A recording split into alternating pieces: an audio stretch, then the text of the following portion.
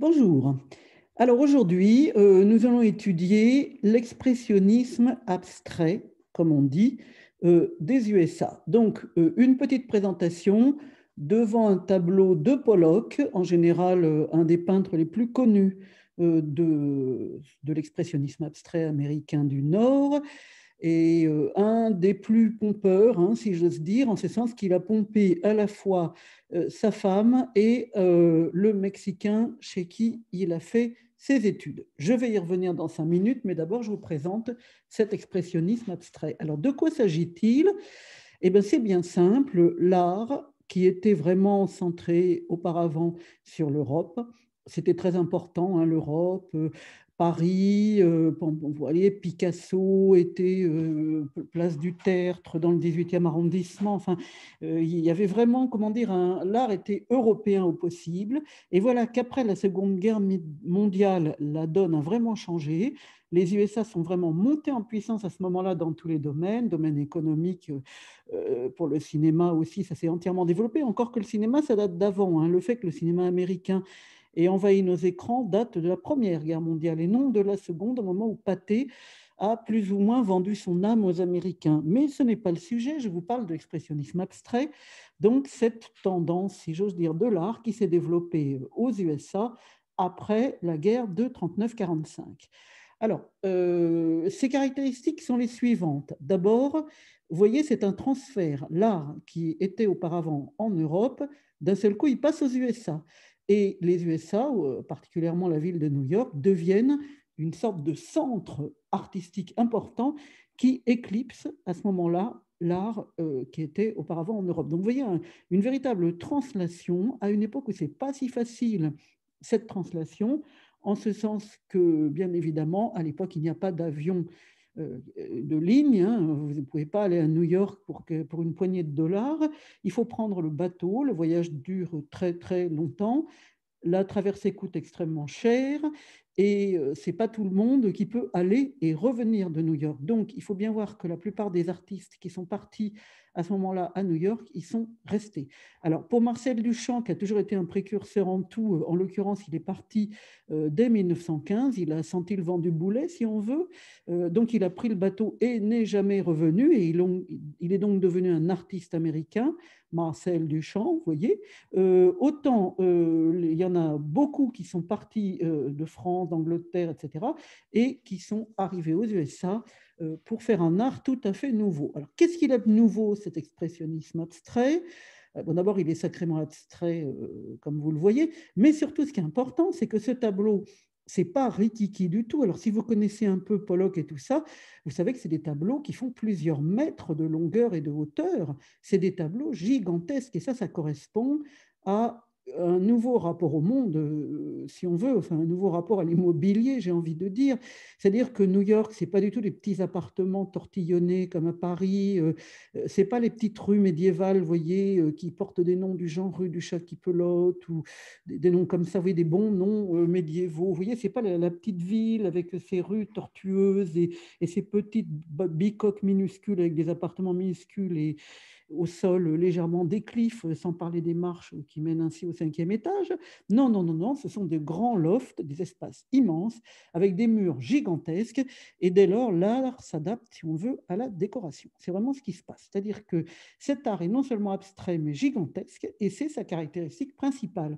Donc là, je vais vous montrer quelques images pour que vous voyez quelle taille ça a en mettant des humains à côté, de façon à ce que vous voyez bien. Alors, donc ça, il s'agit de Jackson Pollock, qui a inventé le dripping. Vous voyez, donc quand il travaillait, il mettait sa toile par terre dans un espace absolument immense, et puis il était debout dessus et il balançait la peinture. C'est tout juste, il n'utilisait pas un balai pour le faire. Enfin, vous voyez, c'est des outils qui sont adaptés aussi à l'énormité, des quantités de peinture incroyables. Donc, on est dans un véritable gigantisme, et c'est la première caractéristique vraiment de cet art dont je vais vous présenter quelques aspects.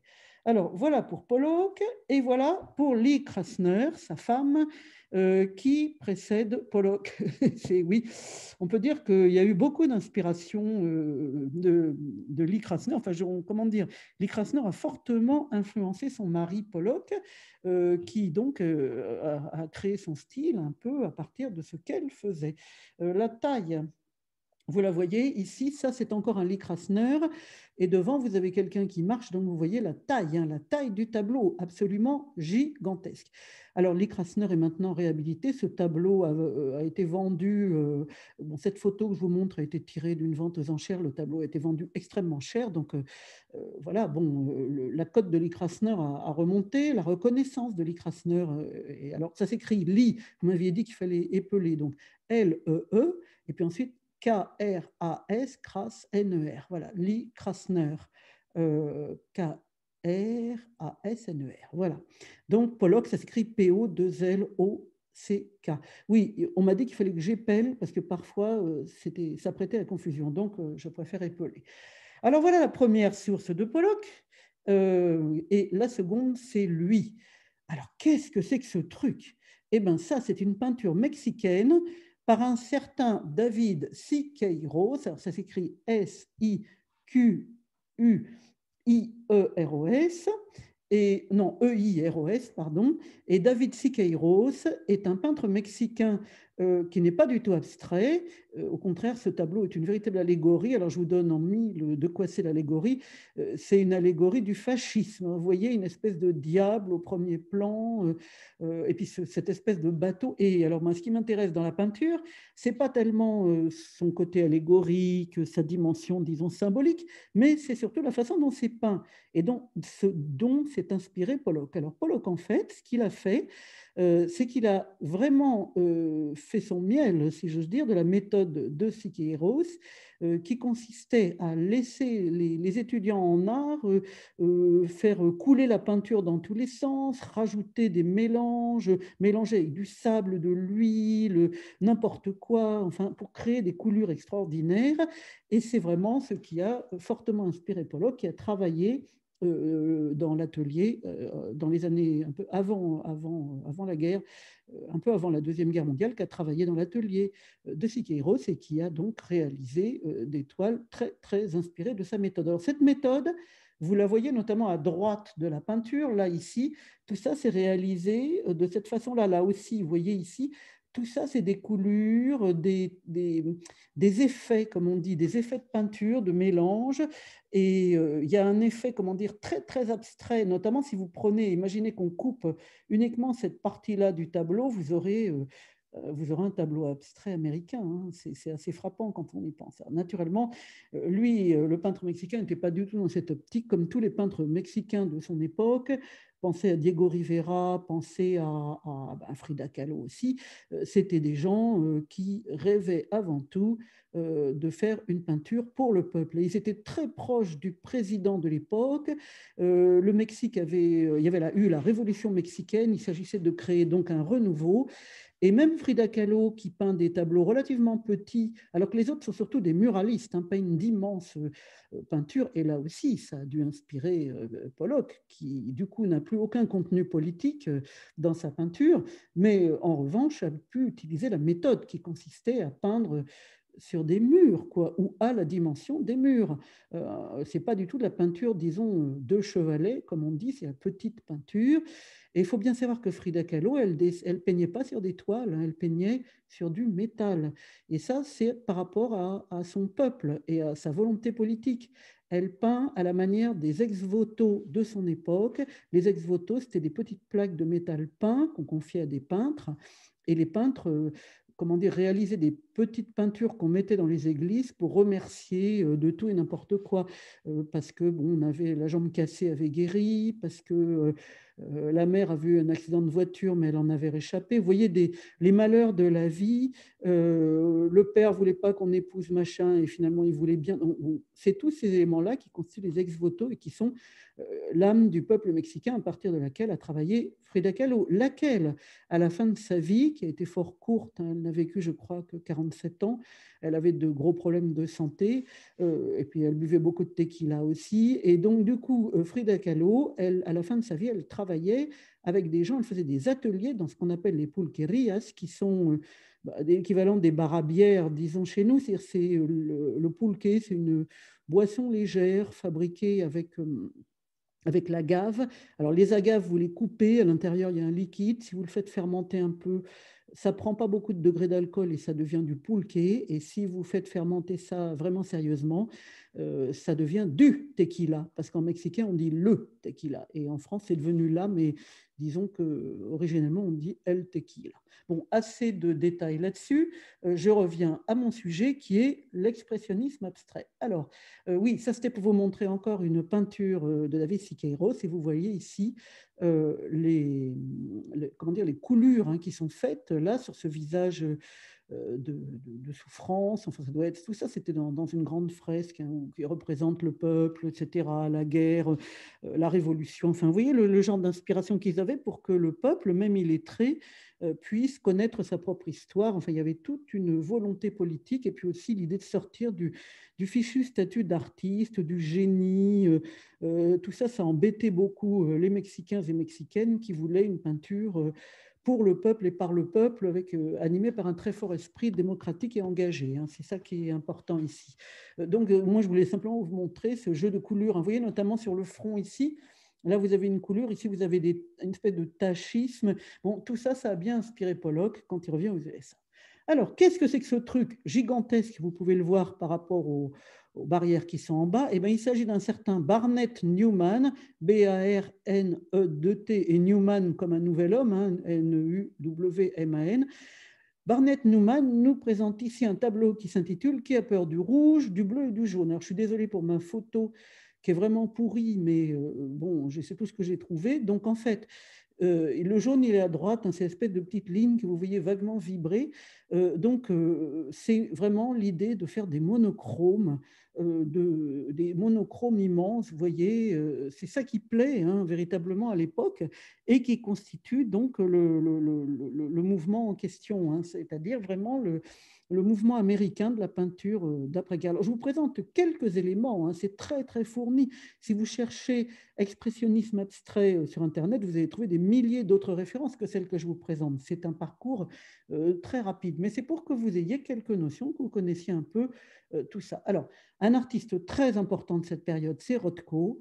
Donc, lui, il a vraiment ce côté expressionniste, dans ce sens que vous voyez les taches de couleurs vibrantes posées les unes à côté des autres. Alors là encore, vous imaginez ça de 4 mètres de haut. Hein. C'est format affiche, hein, c'est immense.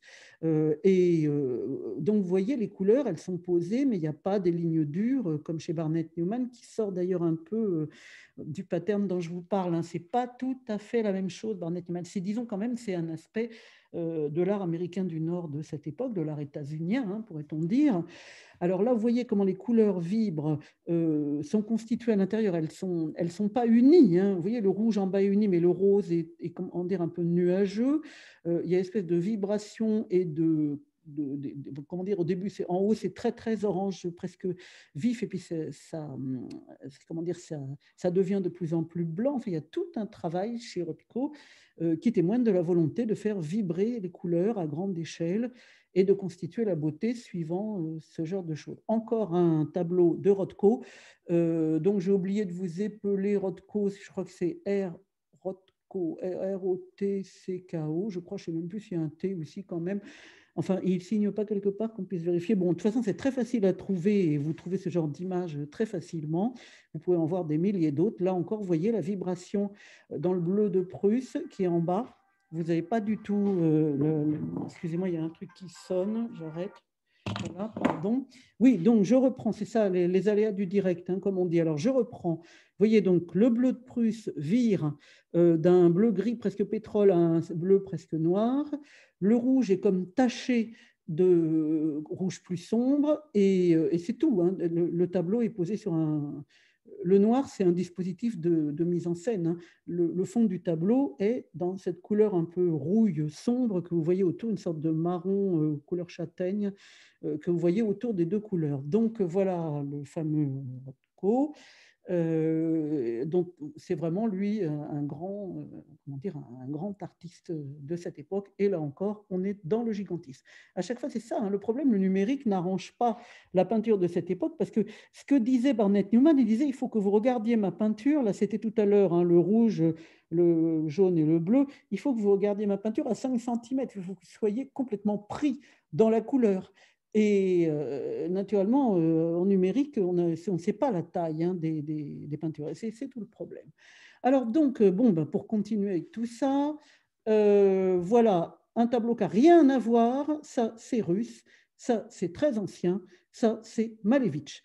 Alors Malevitch, c'est l'auteur du fameux carré noir sur fond blanc, qui était disposé de façon tout à fait bizarre. D'abord, c'est un très grand tableau lui aussi, peut-être pas aussi grand que les Américains, mais quand même.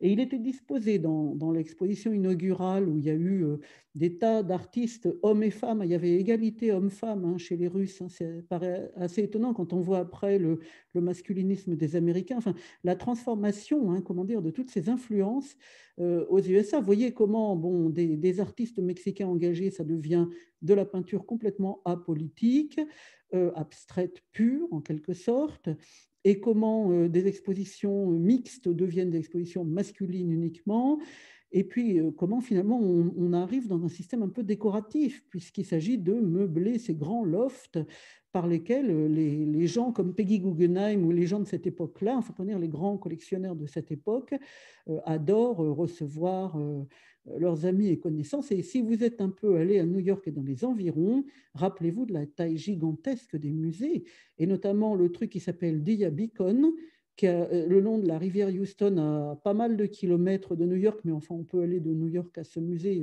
il y a un train. Et bien ce musée, mais c'est tellement gigantesque. On voit comment les espaces new-yorkais n'ont pas du tout la même structure urbaine que les espaces parisiens, et comment notamment on est vraiment dans le système de une seule pièce. C'est ça New York hein, à l'époque, c'est la grande pièce, l'immense grande pièce, et des tableaux partout sur les murs de ce style. Alors là, je parle des expressionnistes abstraits, et pas du tout de ce que vous voyez là, qui est tout simplement on peut comment dire, un tableau russe. Hein. Alors c'est une croix, et là encore, ça a pu beaucoup inspirer nos peintres, puisque vous regardez bien cette croix, elle n'est pas tout à fait droite, un peu de travers hein, quand même. Elle est pas, il n'y a pas l'idée d'une géométrie extraordinairement glacée.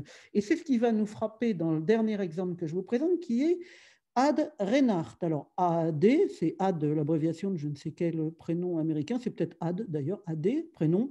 Et le nom de famille, Reinhardt, R-E-I-N-A-R-D-T, comme Sarah Bernard, sauf que c'est pas Bernard, c'est Reinhardt. Quoi. Voilà, c'est ça. Alors ça, c'est des monochromes gris-noir, gris-fer, gris anthracite, noir. Alors vous voyez le motif de la croix apparaître, et là aussi on joue énormément sur l'expressionnisme. Alors là c'est moins visible parce que vous dites mais non, c'est pas expressionnisme abstrait, ça c'est de la géométrie pure. Eh bien non, c'est bien expressionniste abstrait, parce qu'il y a encore ce côté vibration, ces couleurs qui sont pas en aplat, et cette espèce de mouvement interne où la croix, on a l'impression vraiment qu'elle bouge un peu, que on sent vraiment qu'il y a une partie qui est derrière et une partie qui est devant, ça bouge, et c'est peut-être encore plus visible sur la suivante, où là, c'est parmi les premiers travaux hein, d'Adreinhardt, où là, vous avez okay, ce côté bleu. Alors là, il a plus joué le côté monochrome avec un violet sombre, un bleu de type outre-mer, enfin entre cobalt, peut-être cobalt, ça dépend de la photo, et puis du noir. Donc, très vite, il est arrivé au noir pur, et voilà une exposition d'Adreinhardt. Alors, c'est amusant surtout pour ce côté comment dire, le loft, quoi. C'est-à-dire, je ne peux pas empêcher de penser à une certaine déco, vous voyez, avec notamment ce fameux béton ciré qu'on voit partout dans les galeries new-yorkaises, ces plafonds blancs, cet espace immense qu'on a appelé White Cube. Ce type d'espace d'exposition, il faut bien voir qu'on a rarement, avant cette histoire de New York, on a rarement exposé les tableaux comme ça. Comment on les expose, les tableaux avant? On les expose de manière cumulative. Si vous prenez notamment les salons, c'est des trucs du 19e. Les peintres passaient une espèce de concours au 19e siècle en France. Alors là, vous voyez, on est Europe, France, Paris. Enfin, là, je suis reparti en arrière. Hein, je suis au 19e siècle. Donc, on présente ces petits tableaux, et ensuite, ils sont exposés de manière cumulative. C'est-à-dire, il y en a partout. Ils sont sur les murs dans tous les sens. Et d'ailleurs, les peintres râlent. Hein, il y en a qui ont des tableaux magnifiquement exposés à la vue, au regard, mais il y en a, ils sont en dessous de la ligne du regard, et alors on ne les voit pas, et ceux qui sont carrément au plafond. Donc c'est l'objet de tas de négociations, comment dire, des trucs de prix, celui qui a eu le prix machin, il y avait des tas de prix, des médailles, etc. Vous voyez, on est dans un système qui est complètement différent avant l'arrivée de cet art américain avec béton ciré, grands espaces vides et l'exposition du White Cube, le système d'exposition du White Cube qui est encore utilisé aujourd'hui parce qu'il est très épuré, alors il demande de grands espaces, mais vous avez remarqué, par exemple à Paris, autant les espaces personnels sont petits, tout, c'est le studio de 19 mètres carrés. On a de la chance quand on a 19 mètres carrés pour mettre un mini évier et un quart de bouilloire, alors que les espaces publics sont immenses. Vous voyez, par exemple, je ne sais pas, le champ de Mars, le cimetière qui fait 43 ou 53 hectares, je ne sais plus, mais enfin, c'est le cimetière du Père-Lachaise. Pensez même au parvis de Beaubourg et pensez aux espaces d'exposition de Beaubourg ou d'ailleurs tous les grands espaces d'exposition qu'on peut avoir à Paris. Je ne parle pas des vieux musées, genre Carnavalet, etc., qui correspondent au schéma vraiment habituel des petites pièces, comment dire, les pièces, quoi. Une maison avec des pièces. Mais il y a quand même des espaces absolument immenses d'exposition à Paris, encore à Paris ou les environs, hein, dans les environs, qui relèvent de cette structure typiquement américaine du White Cube. Donc voilà, une exposition d'Adrena et voilà une spectatrice devant les tableaux en train de regarder. Alors là, évidemment, la photo, elle rend pas hommage au peintre. En ce sens, vous voyez absolument pas la vibration des couleurs sur les toiles. Mais vous voyez, là, vraiment, on se dit, en voyant tout ça, et ce sera ma conclusion pour ce petit discours d'aujourd'hui, Soulages n'a rien inventé, mais Pollock non plus. Pollock, c'est très, très, très inspiré des Mexicains.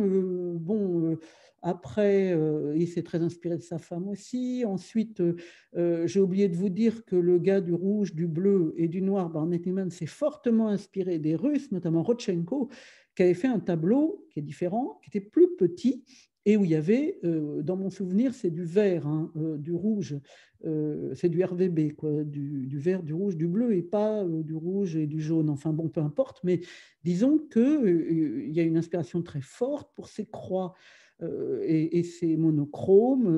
On voit comment finalement il y a eu beaucoup d'inspiration dans ce creuset américain où sont venus d'ailleurs beaucoup de peintres, d'artistes venus d'Europe se sont à ce moment-là installés aux USA pour faire carrière. Hein. Donc voilà à peu près un tour d'horizon extrêmement rapide de l'expressionnisme abstrait américain.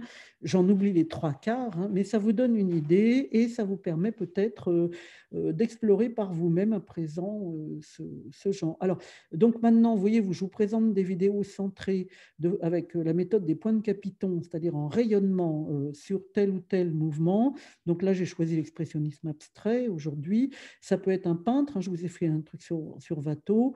Je vais continuer comme ça, faire quelques vidéos, pas trop, hein, qui serviront à préparer l'écrit, puisque pour la plupart, vous préparez l'écrit. Donc ça fait un peu liste de bac, hein, je suis désolée, c'est-à-dire il y aura une dizaine comment dire, alors vous avez pour l'instant, pour récapituler un peu, pour être un peu clair, vous avez le projet Crochet Coral Reef, pour lequel je vous ai fait une analyse.